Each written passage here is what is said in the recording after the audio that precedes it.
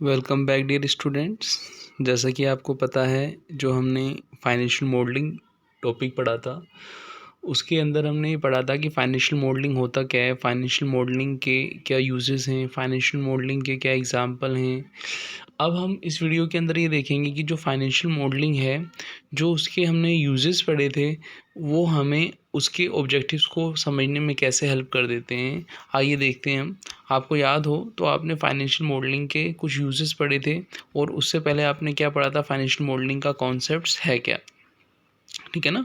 तो financial modelling का जो कॉन्सेप्ट था उसके अंदर मैंने आपको ये बताया था कि फाइनेंशियल मॉडलिंग कोई आपका डिसीजन मेकिंग का एक टूल्स है जो हमें एक फाइनेंशियल मॉडल बनाने में हेल्प करता है।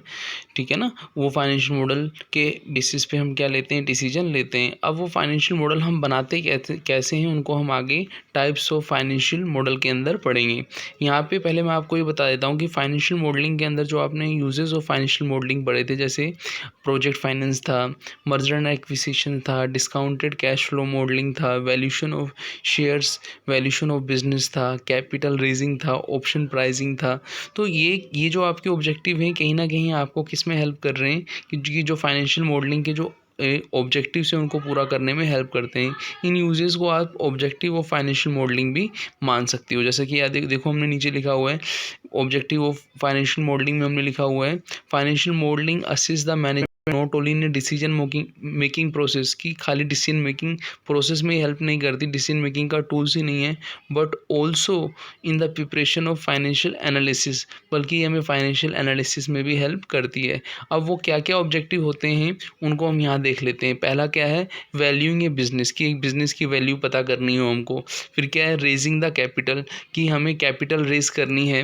Capital raise in the sense है कि हमें पैसा इक्विटी से या डेट से, कितना परसेंट इक्विटी से या कितना परसेंट डेट से हमें रेज करना है, उसका भी हम यहाँ पे डिसीजन करते हैं। ग्रोइंग द बिजनेस, कि बिजनेस को यदि हमें एक्सपेंशन करना है तो उसके कौन से अल्टरनेटिव में, किस एक्सपेंशन अल्टरनेटिव को हम यूज़ में लें। मेकिंग एक्विजिशन, जैसा कि हम वैल्यूइंग ऑफ द बिजनेस पढ़ा था, वैल्यू बिजनेस का जो फर्स्ट ऑप्शन था ऑब्जेक्टिव का, और ये जो फोर्थ ऑप्शन है मेकिंग एक्विजिशन। जब हम किसी बिजनेस का वैल्यू कर लेंगे, वैल्यू हम करना सीख लेते हैं फाइनेंशियल मॉडलिंग के अंदर, तो वो वैल्यूएशन के बेसिस पर हम क्या कर सकते हैं, उस बिज़नेस को एक्विजिशन का डिसीजन ले सकते हैं कि क्या हमें, जो हम उनको जितना वर्थ वो बिज़नेस रखता है, क्या हमें वो उससे उतना ही पैसा मांग रहा है, और हम उस पैसे को उसको पे करके उसके बिज़नेस को हम क्या कर दें, एक्वायर कर रहे हैं, जिससे अपना बिज़नेस की ग्रोइंग का ऑब्जेक्टिव क्या हो जाता है, पूरा हो जाता है। और जब हम उसको एक्वायर करेंगे तो हम पेमेंट करेंगे, उसके लिए हमें पैसे की ज़रूरत होगी, तो कहीं ना कहीं हमें क्या, फंड रेजिंग में भी हेल्प करता है।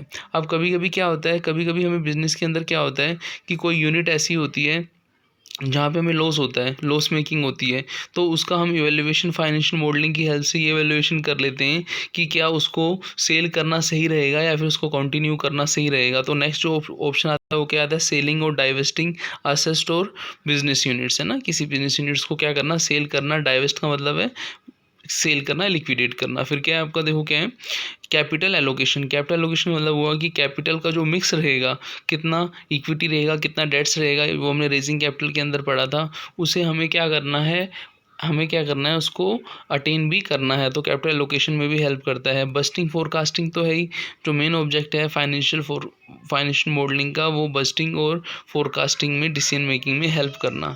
तो हमने जो नेक्स्ट जो यूजेस पढ़े थे लास्ट, हमने उनके बेसिस पर हमने क्या समझा, फाइनेंशियल मॉडलिंग के ऑब्जेक्टिव्स को समझा। अब हम बात करेंगे कि जो फाइनेंशियल मॉडलिंग है, वो फाइनेंशियल मॉडलिंग के एग्जांपल्स जैसे हम देखें, ये हमें फाइनेंशियल मॉडलिंग कहीं ना कहीं आप देखें तो जैसे वैल्यूएशन ऑफ ए सिक्योरिटी करना है, doing equity valuation of XYZ company, किसी का भी करना है, तो उसका इक्विटी वैल्यूएशन के लिए हम कौन सा मॉडल लेंगे, ठीक है ना।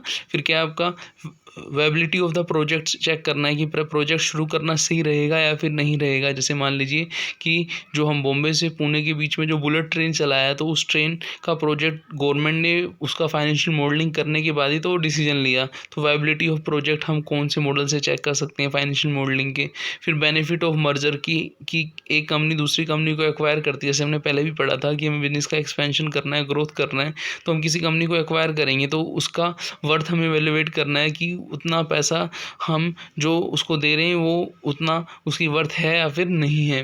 फिर क्या, फाइनेंशियल या credit analysis of A company. जब हम फंड रेज करते हैं तो हमें पैसा चाहिए होता है, ऐसे कोई दूसरी कंपनी हमसे कोई पैसा आना चाह रही है तो उसकी क्रेडिट एनालिसिस या क्रेडिट वर्थीनेस चेक करने के लिए हमें फाइनेंशियल मॉडलिंग क्या करती है, हेल्प करती है कि हमें उसे फाइनेंस करना चाहिए नहीं करना चाहिए, कि हमें अपना पैसा कहीं डूब तो नहीं जाएगा। फिर क्या है, प्रोजेक्ट रिपोर्ट। प्रोजेक्ट रिपोर्ट क्या होता है, जब भी कोई नया स्टार्टअप होता है तो उसको अपने स्टार्टअप्स के रिगार्डिंग कुछ इन्फॉर्मेशन को एक फ़ाइल के अंदर कंपाइल करना पड़ता है जो स्टार्टअप के रनिंग के लिए ज़रूरी होती है, फाइनेंस के लिए ज़रूरी होती है, उसको हम क्या बोलते हैं, प्रोजेक्ट रिपोर्ट। तो प्रोजेक्ट रिपोर्ट जैसे हमें कितना फाइनेंस रिक्वायर होगा और कितना % हमें उस प्रोजेक्ट से रिटर्न मिलेगा। सपोज़ मान लीजिए किसी प्रोजेक्ट की आपने रिपोर्ट बनाई और उस पर 33% आपको क्या मिल रहा है, आपको रिटर्न मिल रहा है, और आपकी कॉस्टिंग कितनी आ रही है, मान लीजिए आपकी कॉस्टिंग आ रही है 10% आ रही है, तो कहीं ना कहीं आपको उस प्रोजेक्ट के अंदर 20% का प्रॉफिट है, तभी तो आप उस प्रोजेक्ट रिपोर्ट के बेसिस पर डिसीजन करोगे कि हमें प्रोजेक्ट शुरू करना चाहिए। ऐसी कॉर्पोरेट फाइनेंस है कि किसी कंपनी को यदि हम एक्वायर करना चाह रहे हैं तो उसके लिए हमें कितना पेमेंट करना पड़ेगा, तो इसके अंदर हम पढ़ेंगे। अब हम पढ़ते हैं फाइनेंशियल मॉडलिंग के मॉडल कौन कौन से हैं। तो आप देखें, ऑप्टिमाइजेशन मॉडल है आपका, सिमुलेशन मॉडल है, फिर आपका मैथमेटिकल मॉडल है और कंप्यूटर मॉडल है। कुछ अदर मॉडल भी हैं जिनको हम आने वाली क्लासों में डिस्कस करेंगे। यहाँ पे हम optimisation model, simulation model, mathematical model और आपका जो कंप्यूटर मॉडल जिसको हम स्प्रेडशीट मॉडल बोलते हैं उसको हम यहाँ पे समझेंगे। वैसे सिलेबस के अंदर हमें कहीं ऐसा दिया नहीं है कि हमें फाइनेंशियल मॉडलिंग का कोई मॉडल पढ़ना है, जैसे कि आप सिलेबस के अंदर देख भी सकते हैं। यहाँ पे ओनली क्या लिखा हुआ है, देखो यहाँ लिखा हुआ है फाइनेंशियल मॉडलिंग ओनली लिखा हुआ है। कुछ अलग से हमें फाइनेंशियल मॉडलिंग के बारे में बताया नहीं है कि फाइनेंशियल मॉडलिंग के अंदर हमें क्या पढ़ना है। फिर भी हम यहाँ पे कुछ मॉडल पढ़ लेते हैं। आइए देखिए, तो जो फर्स्ट था अपना कौन सा है, ऑप्टिमाइजेशन मॉडल। ऑप्टिमाइजेशन मॉडल ये बोलता है कि जो भी आपके पास पैसा आप कमाते हो बिजनेस के अंदर, जो भी आप प्रॉफिट कमाते हो, तो उस प्रॉफिट का आप क्या करते हो, कुछ पैसा बिजनेस में रख देते हो, ट्रांसफ़र टू रिजर्व कर देते हो, और जो पैसा बचता है उसमें से कुछ डिविडेंड टू शेयर होल्डर दे देते हो, है ना, देते हो नहीं देते हो बोलो, ट्रांसफर टू इसका dividend to shareholder, bonus to shareholder. तो ये मॉडल ये बताता है कि किसी कंपनी का जो पैसा है तो उस पैसे का कितना प्रोपोर्शन उसको इनसाइडर फंड के रूप में रखना है, बिजनेस के अंदर रोकना है, और कितना पैसा ट्रांसफ़र टू रिजर्व के रूप में रखना है जिसको हम कहते हैं इनसाइडर, और कितना पैसा हमें जो डिविडेंड टू शेयर होल्डर जो हमें उनको पेमेंट करना है। तो ये जो मॉडल है ऑप्टिमाइजेशन मॉडल ये बताता है, the model discuss investment allocation in order to decide what proportion of its earning should be retain for internal investment and what proportion should be distributed for shareholder and dividend in a public utility. तो इसके अंदर हम ये समझते हैं, इसके अंदर हम मोदी मिलर ने हमें सजेशन दिया था जो जिसके अंदर उन्होंने बताया था कि जो ऑप्टिमम मॉडल है उसके अंदर ऑप्टिमल फाइनेंशियल लेवल को लेना चाहिए। जैसे कॉस्ट ऑफ कैपिटल के अंदर हम देखते हैं ना कि हम फंड का वो मिक्स रखते हैं जिससे हमारी कॉस्ट क्या आती है, कम आती है। तो हमें इंटरनल और एक्सटर्नल फंड का कितना रेशियो रहेगा वो हमें मोदी मिलर की हेल्प से, कॉस्ट ऑफ कैपिटल मॉडल की हेल्प से ऑप्टिमाइजेशन मॉडल में अप्लाई करना होता है। अब जो सेकंड मॉडल हम पढ़ते हैं वो कौन सा है, सिमुलेशन मॉडल।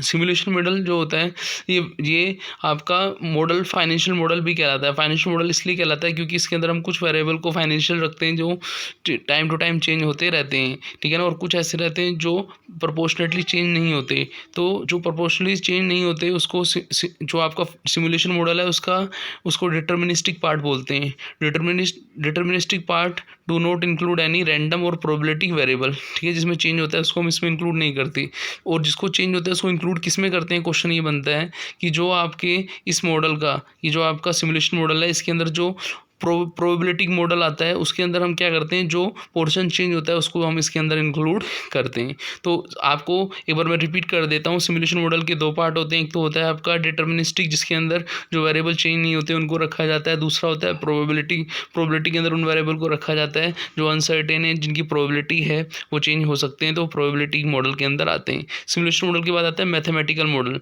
जैसे कि आपको पता है मैथमेटिक्स की इक्वेशंस की हेल्प से भी हम क्या करते हैं, डिसीजन मेकिंग करते हैं। तो इसके अंदर हम मैथमेटिक्स की बहुत सारी इक्वेशन की हेल्प से डिसीजन मेकिंग करते हैं। तो कौन सा मॉडल कहलाता है, आपका मैथमेटिकल मॉडल कहलाता है। फिर आता है कंप्यूटर मॉडल है, स्प्रेडशीट मॉडल। देखो ये तो पॉसिबल नहीं है कि फाइनेंशियल मॉडलिंग के लिए हम बड़े बड़े सॉफ्टवेयर को खरीदें। आपने देखा होगा कुछ कंपनीज क्या करती हैं, एक्सेल की जो स्प्रेडशीट रहती है उसी पर सारा काम कर देती हैं, वो सॉफ्टवेयर नहीं खरीदती। तो कंप्यूटर या स्प्रेडशीट मॉडल सबसे ज़्यादा पॉपुलर है। तो हमने इस वीडियो के अंदर ये जो फाइनेंशियल मॉडलिंग के मॉडल जो पढ़े हैं, अब आने वाली क्लासों में आप और भी मॉडल पढ़ेंगे। मिलते हैं फिर नेक्स्ट वीडियो में। आपकी जो भी कोई प्रॉब्लम है आप पूछ सकते हैं इस वीडियो को कंप्लीट करने के बाद। थैंक्स।